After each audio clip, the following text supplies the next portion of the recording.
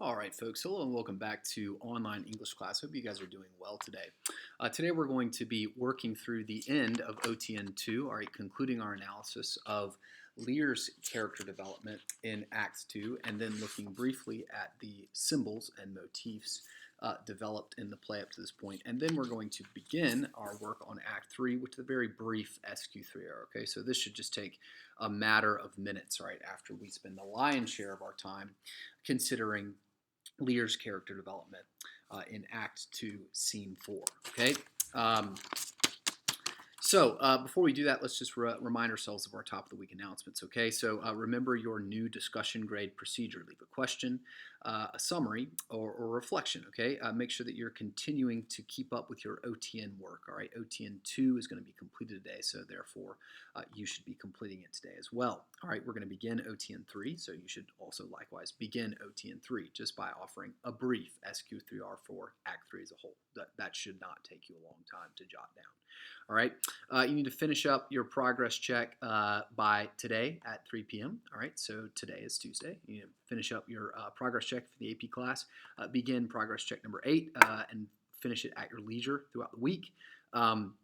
Make sure that you're rereading Lear, you're completing your OTNs, that you're drafting your quarter 4 essay, the short and perfect essay challenge, and making sure that MWE is coming to a conclusion, both of which will be due on May 20th. All right, so that's the last day to submit work for this class. Okay, so things are coming to a conclusion here pretty quickly. I miss you guys. I miss spending time with you in class, but I am grateful that we have some forum, some way, some platform to continue our work on this play. Every time I study this play, I am just sort of reminded of how much I appreciate both Shakespeare's work and also this play in particular and the conversations that it allows us to have. Okay, so I hope you have a similar experience. If not, then, well, we can still admire the quality of the play together, hopefully, to some extent. All right, let's go ahead and get into our OTN. All right, so obviously in parts 1 and 2 of our analysis of Act 2, we talked about Gloucester, Edmund, and Edgar's characterization. All right, as Gloucester, very much like Lear, blesses the wrong child, right, and curses the wrong child. He misjudges, and he does so completely self-assured, completely assured that what he is doing is right. This is the sort of illustration of an existential reality about a broken world, a world that is not as it ought to be, inhabited by individuals, moral agents who are not as they ought to be. Okay, so while human beings are created to pursue their notions of the good, to judge, to evaluate, to be able to understand abstractions like good, loyal, love, loving, respectful, right? All of those abstractions are things that animals cannot understand, but human beings can. And so you've got this unique creature, a human being, but is also, right, significantly busted up, broken, right? Our evaluatory processes in a fallen world are messed up, right? And the environment upon which we exert our evaluatory abilities, right? The stuff that we are attempting to evaluate is also, right, capable of expressing itself, right, duplicitously. So in other words, the chances for misevaluation, the chances for misjudgment are doubled, tripled, quadrupled, exponentially growing to the point of, right, a kind of reality that misjudgment, misevaluation, misbelief is the rule rather than the exception. Here, Gloucester and Lear are being confronted with that reality. All right? Men who have spent their lives in positions of power and respect, receiving all of the affection, all the adoration, okay, that their very large egos need in order to persuade them that they are the masters of their own reality. Okay, that they are indeed in control. Okay, and increasingly as their judgments begin to show themselves to be wrong, all right, we are confronted with the ways in which the judgments of all people in all places are also equally, right, compromised, equally broken, busted, limited. All right. yesterday, right, we talked about the development of some of the characters in the main plot, including a very significant character, one of my favorite characters in all of literature, actually, Kent. All right. And we looked at the ways in which Kent's conversation with the fool begins to characterize both he and the fool as sort of marginalized, seemingly foolish characters who, in a morally absurd world, good actions, all right, their good actions seem like foolishness. They seem like dumb things to do that a person with any common sense would never do. All right, once again, illustrating the effects, the upside down, discombobulating effects of a world that is governed by immorality, right? A world that's moral code is inherently immoral, all right? Let's continue to look at the way in which these characters develop. Today we're going to spend some time with Lear and looking specifically at his relationship with Goneril and Regan as it deteriorates in Act 2. Okay, so continuing the sort of pattern that Shakespeare sets up for us in Act 2, right? Lear, like other characters in the narrative, including Edmund and Edgar and Kent and the Fool, all right, and Goneril and Regan, and even Cordelia, right? All are kind of disguised or misunderstood or begin to transform from one way to another, all right? Very much like the weather in the kingdom moves from apparent tranquility, right, to this massive hurricane storm that brews up in the end of Act 2 and then breaks in Act 3, where Lear charges out into making the sort of irrational choice to reject shelter and runs out into the elements. Okay, so Lear first, whenever he shows up at Gloucester's castle, a place where he's been many times, a place where he's used to receiving respect, deference, people listening to him, people kneeling to him, right? He's used to, he is accustomed to that kind of reception because he's a man of power, because people have loved him, because people respect him. Right, he fancies himself a good king, worthy of such respect. He's reigned for quite a long time. It is implied by his age. Okay, and when Lear shows up to Gloucester's castle, he finds that his messenger, all right, the disguised Kent, has been imprisoned, and that he is being treated coolly. He's already been rejected by Goneril, and he is again searching for any sort of last hope that he can in his relationship with his only remaining daughter, Regan. All right, and when he demands to speak to them, right, they say Gloucester is told by Regan and Cornwall to give Lear the news that they don't want to talk to him. All right. And Lear said, they don't want to speak with me. They're sick. Oh, they're weary. They're tired. They traveled all the night. He's like, he's basically like, BS. All right. Gloucester's like, my dear lord, you know how the fiery quality of the Duke, how unmovable and fixed he is in his own course. Lear, what? Vengeance, plague, death, confusion, fiery? What quality? Why, Gloucester, I want to speak with the Duke of Cornwall and his wife, right? Like, I want to speak with these little kids. I want to speak with this dude who I gave power to. I am this guy's daddy, right? Not really. I am this man's father-in-law.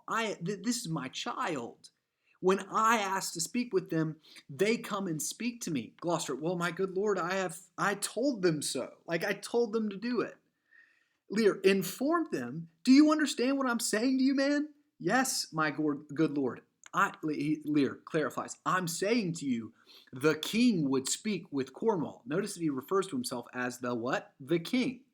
Now, what does this reveal about Lear? What is Lear being confronted with here? Well, it's really funny, all right, because it's just so simple and it's beautiful. It's genius in its simplicity. Here, Lear, a man who's used to exerting his will in every corner of his life, right, is being confronted with the reality that he's no longer in control, that he is old and irrelevant, all right, and that his power the respect, the affection that he thought he deserved because he was good.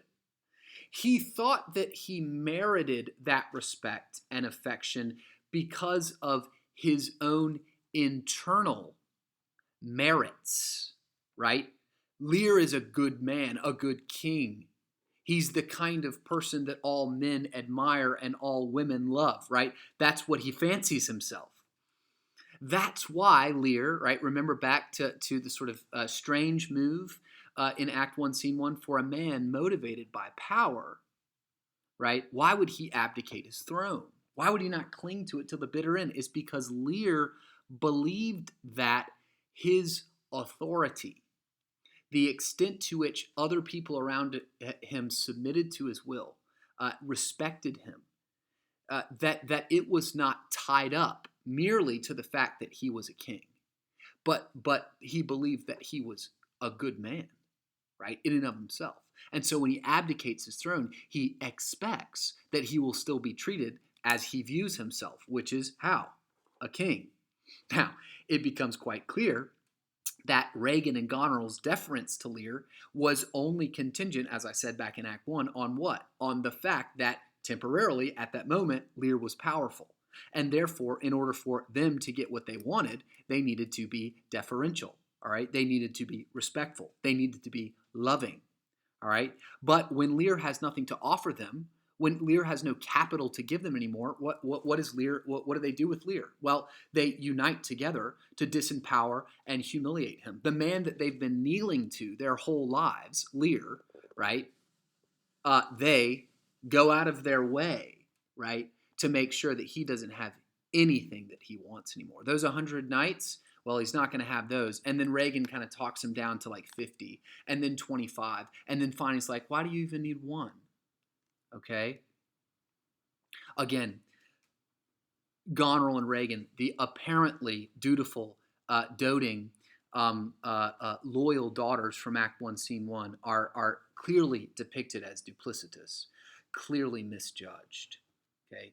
Lear is no longer capable of compelling them to obedience. And notice, this dude is old. All right. This is not like a 12-year-old having an identity crisis. Like, should I be goth or not? I don't know. Right. But I was goth for 5 days. Who am I? Right. This is a man who has spent his entire life, who is facing the end of his life, who is meditating on and motivated by establishing a kind of legacy that remembers him as a positive contributor to his community. All right, that's kind of like what old people are all about, right? Grandkids, legacy, and how they're going to be remembered. Okay, so Lear, this old man, is confronted with the fact that the way that he's viewed himself has been wrong. The way that he has judged his environment from the very beginning of his life has been wrong, and the way that he has judged others around him, specifically his daughters, Goneril and Regan, has been wrong. Okay? Lear is confronted with the depth of his misjudgment, the depth of his miscalculation. Now, obviously, in a perfect world, when human beings are confronted with their miscalculations, if they were as they ought to be, right, when someone is confronted with their miscalculations, what ought they to do? Humble themselves and seek reparation and reconciliation, right? Where should Lear be going? He should charge out as fast as he can to Cordelia and humble himself before her, which is precisely what he does not do, okay? He has to be taken to Cordelia, first of all right, once he's already out of his wits. This, once again, kind of dramatizes something about the human condition, all right, that we share with Lear. Although we aren't old men, although we're not charging into, irrationally charging into the storms, when an individual who is not as he or she ought to be is confronted with the ways that they have failed, okay, the natural reaction is not the rational one. The natural reaction is to entrench oneself in that belief, to entrench oneself in that wrongness. Okay, and this is true, like just on the little spit spats of everyday life, but also more largely true about our beliefs, our most cherished beliefs, and the way that we view ourselves, all right, and the worldview that we hold. Okay, so this impression is sort of deepened for us and dramatized even further as Lear has this conversation with Reagan, and he promises her as he is kind of reasoning with her, and Reagan is saying like, "Oh, I cannot think that Goneril's being as bad to you as you think that she's being. She Goneril, she's great, she's the best. You have to have been overreacting." All right, and Lear's just like, "Nope, my curse is on her. Screw Goneril." And Reagan goes, "Oh, sir, you are old. Nature in you stands on the very verge of his confine. You should be ruled and led by some discretion that discerns your state better than you yourself. Therefore, I pray you that to our sister you do not make return. Say you have wronged her." Okay, like forgive her. Yeah, so Lear here, when is being confronted with an alternative opinion to his own. So remember back in Act 1, Scene 1, when Lear was in power, what did Lear do with anyone that offered a kind of contradictory opinion to his own? Well, he banished them or disinherited them, right? They were cursed. Here, the extent to which Lear has been sort of stripped of that ability to make his word law, to make what he says true, is being illustrated here as he has to reason with Reagan, listen to Reagan, parent him instead of he her. Right? "Oh, are you sure? You need to ask for forgiveness." Right? Lear says, "Ask for her forgiveness? No way." But eventually, at the end of this conversation, right, Lear conclude, or is not the end, but he sort of concludes this section of the conversation, all right, by saying, "I'm never going to curse you, Reagan. All right, you are. Don't you remember just a few days ago you told me that there are no other joys in your life except for my affection? Okay, you're so tender-hearted, right? Goneril, she's too fierce, but you're sweet, all right. I'll never curse you." Now, why is Lear being so generous here? Okay, is this indicative of a larger generosity of spirit and mercy that is a sort of attribute of Lear? No, he's not very generous of spirit, and he certainly isn't very merciful. He certainly is not slow to anger and abounding in steadfast love or anything of that nature. Right? So why is he so generous to Reagan? It's because Reagan's faithfulness to him not cursing Reagan, all right, him believing that Reagan was honestly what meant what she said. That is the last string that ties together Lear to his old worldview. Okay, because if Reagan is like Goneril, duplicitous, if Reagan, like Goneril, was manipulating me back in Act 1, Scene 1, it means that I was literally wrong about everything. I am not the man that I thought I was, and my children are not the people that I thought they were. Okay, so he just has all this generosity because he does not want to be wrong. Okay, but once again, as always in this play, reality wins the day. Goneril and Reagan show their true colors to Lear. And they team up, right? They team up against him, disempowering him, humiliating him, expressing the extent to which they do not respect him and do not think that he is worthy of their deference, right? What are all those knights, anyways, except a way of Lear saying, "Look, I am still respected. Look, I am still a man of power. Look, I can even abdicate my throne, and I still get treated like a king," right? That's what that was all about in the first place, right? And Reagan and Goneril strip him of that, right? Vanity. They strip him of that vanity, and Lear becomes a needy beggar, begging his children for table scraps, right? When only days ago he was divvying out a massive kingdom, okay? By the end of the act, right, Lear's makes the irrational move to charge into the storm, okay, which is, again, that's an irrational move, Okay, even like stupid animals understand that storms are something that you take shelter from, right? This morning, there was massive thunderstorms and lightning striking all over the place, and my dog was super scared, and it's really funny and really cute because my dog is cute whenever she's scared. All right, but it just shows, right, that any kind of sentient creature just understands that rationally you want to take shelter from the hurricane winds. Okay, and here Lear expresses his kind of growing insanity, right, uh, as he charges out into that tempest. Now, what does that mean? Why does Shakespeare make Lear insane at the end of Act Two? Why is Lear losing his grip on reality, his sanity, by this point of the narrative? How is it a consequence of his hamartia? Well, in the end, right, what is Lear's central kind of misunderstanding or misjudgment, right? It is his belief that he is that he is in control of so much more than he is genuinely in control of, and that verily, right, truly, he is not in control of anything anymore, including, right, his own mind, including taking care of even his most basic needs for shelter. That even beggars, right, have access to. All right. So when Lear, very much like Jocasta or Dido in Aeneid, or in Sophocles' Oedipus the King, when Lear is confronted with the reality that the world that he lives in is not as he thought it was, okay, instead of, like a rational person, confronting that and then realigning himself with what is true, he loses his mind. His mind cannot process it. His mind cannot take it. All right? It breaks him. And he sort of transforms into this powerless, senile man, charging around in a thunderstorm as his fool, right, is begging him to go back inside. All right?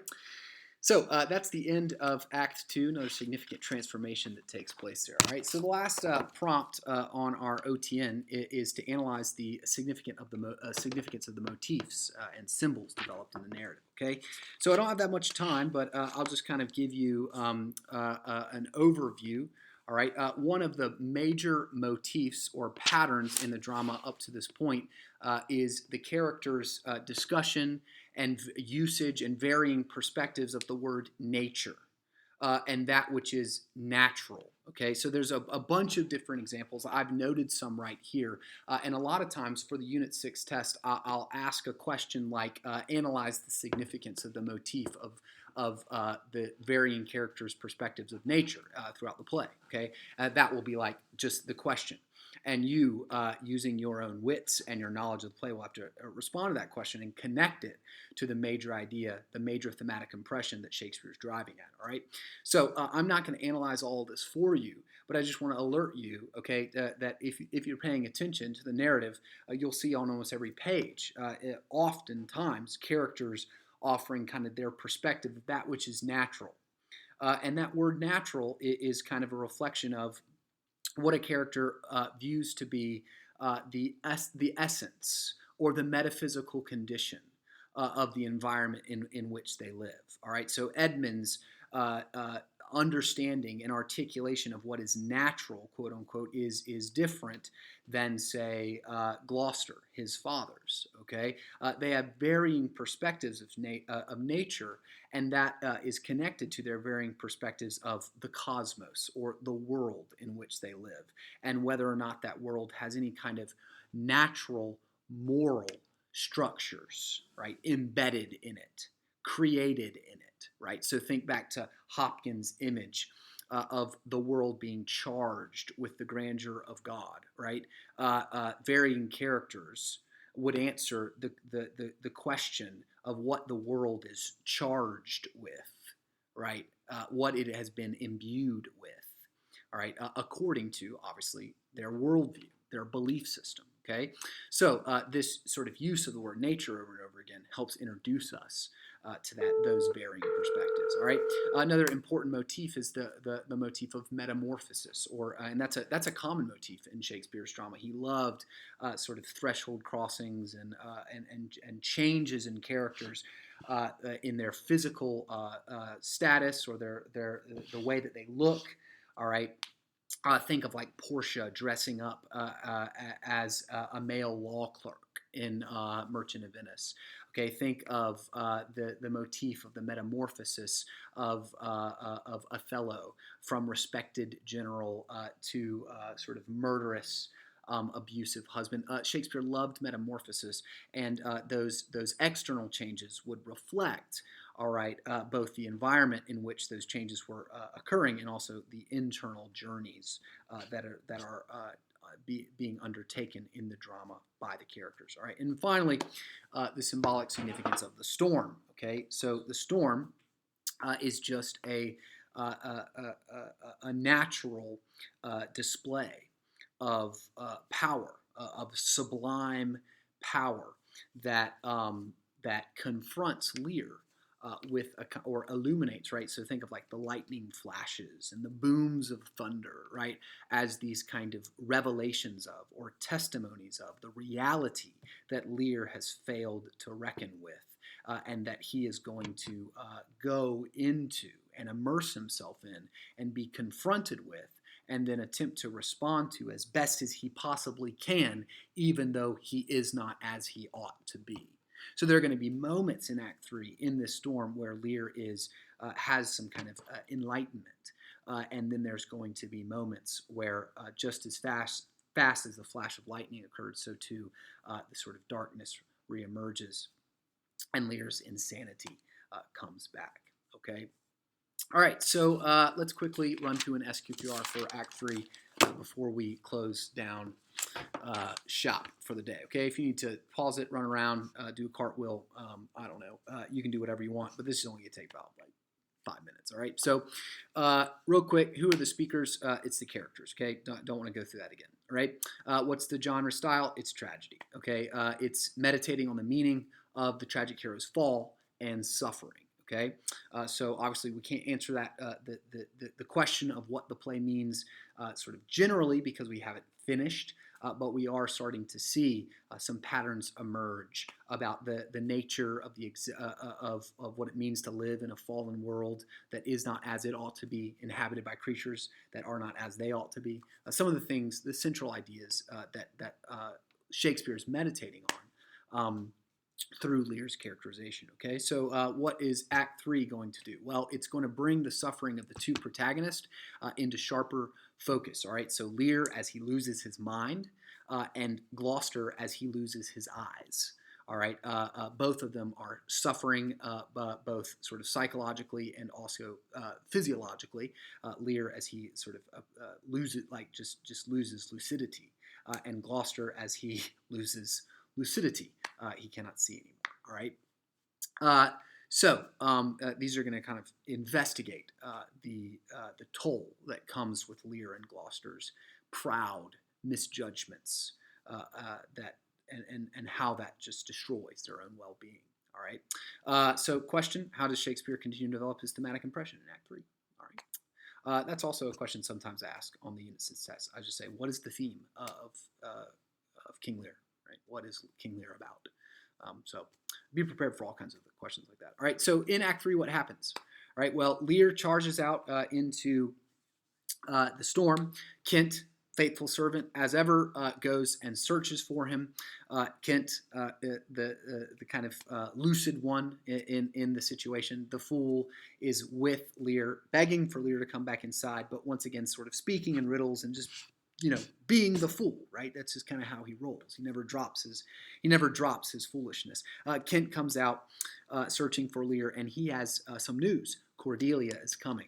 She's going to land on the cliffs at the cliffs of Dover with the army of her husband, France, or the King of France. Okay, Lear then insanely and delusionally rails against the storm. Okay, telling the storm what's what. Okay, this is obviously insane.